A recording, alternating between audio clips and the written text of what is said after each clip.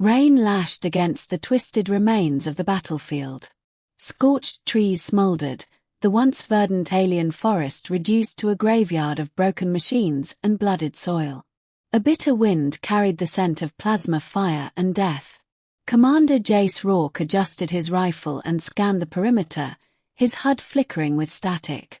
The war between the Confederacy of Earth and the Varelian Dominion had stretched across 7 systems, and here, on the jungle moon of Feradex, he was part of a mop-up crew, sweeping through after the major fighting ended. He was alone, separated from his unit during an ambush. His comms were down, and the storm had grounded all transports. For now, survival was his only goal. Then he heard it, soft, trembling, a wet cough barely audible over the storm. He raised his rifle, eyes narrowing beneath the cracked visor of his helmet. There, huddled against a tree trunk, half sunken in mud, was a figure. Small, thin, and shaking. At first, he thought it was another dead Varelian soldier. But as he approached, the figure raised its head. It was a girl. An alien girl, clearly Varelian, but not like the warriors he had fought. Her skin, normally a soft iridescent blue, was dulled with grime and streaked with blood. Her tendrils, which should have shimmered like silver, clung to her face in muddy clumps. Her eyes, too large for her gaunt face, locked onto his with pure desperation. Please, she rasped, her voice weak but unmistakably intelligent. Don't kill me. Jace froze. She wasn't armed. No armor. No insignia. Just rags. A slave. A refugee. Or bait. Still, something in her eyes, wide, pleading, not calculating, gave him pause. He lowered his rifle slowly. Who are you? He asked. My name is Aralynd, she whispered, slumping forward. I escaped. They were going to send me back. I don't want to go back. Back where? She shook her head violently, panic overtaking her expression. The labs. The cages. I didn't fight. I'm not one of them. Jace scanned the area again. No movement. No heat signatures. Just the girl and the storm. He sighed, stepped closer, and offered a hand. All right, Aralynd. Let's get you out of the mud. Aralynd barely weighed anything. Jace wrapped her in his cloak and carried her to a cave he'd scouted earlier. It wasn't much, just a crack in the cliff wall, but it offered some shelter. She flinched at every sound, her body tensing whenever thunder rolled or his rifle clicked. Yet she never tried to run. Jace lit a small thermal lamp, casting flickering light on her face. She looked even worse in warmth, ribs visible, wrists raw, her feet calloused and bloody. He handed her a ration bar and some purified water. She devoured it with trembling hands. They used us, she said, voice shaking. Our abilities. They forced us to enhance their weapons, map their psychic networks, amplify their reach. My kind isn't meant to fight. We were artists. Thinkers. But we were born with gifts the Dominion saw as tools. You're a telepath, he asked. She nodded.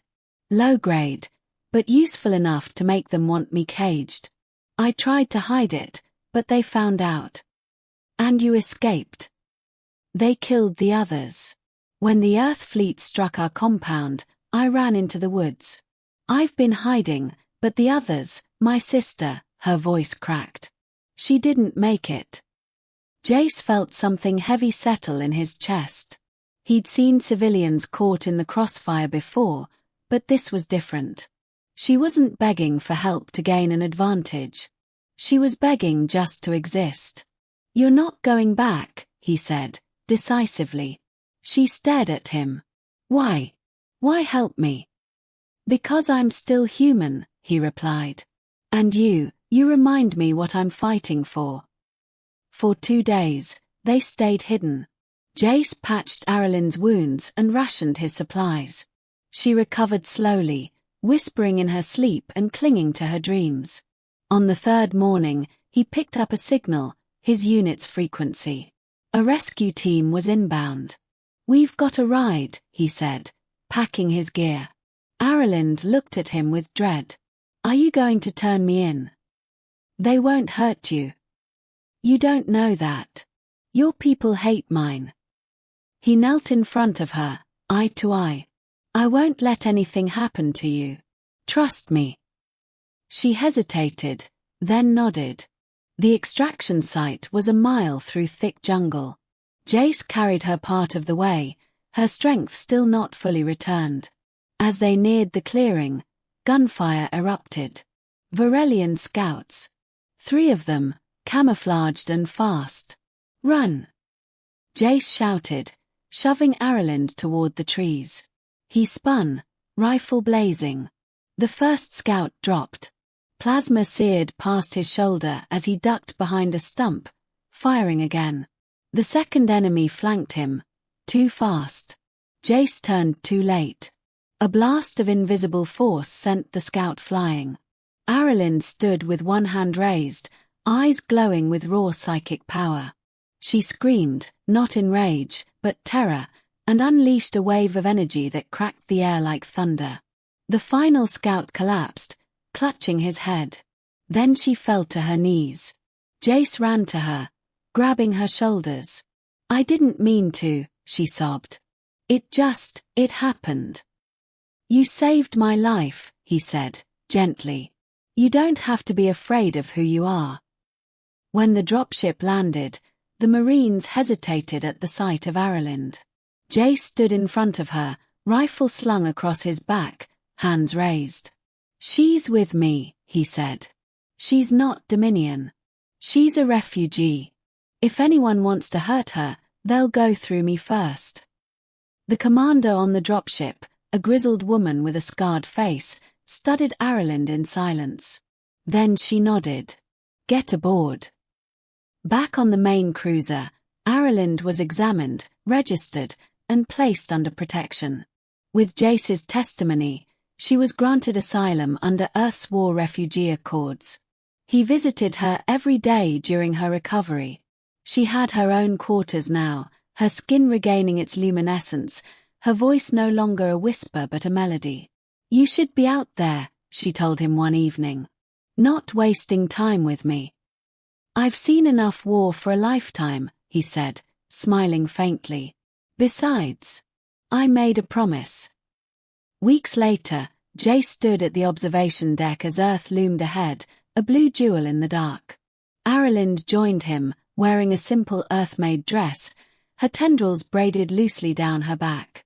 "You still don't understand," she said quietly. "What your kindness did. I didn't do anything special.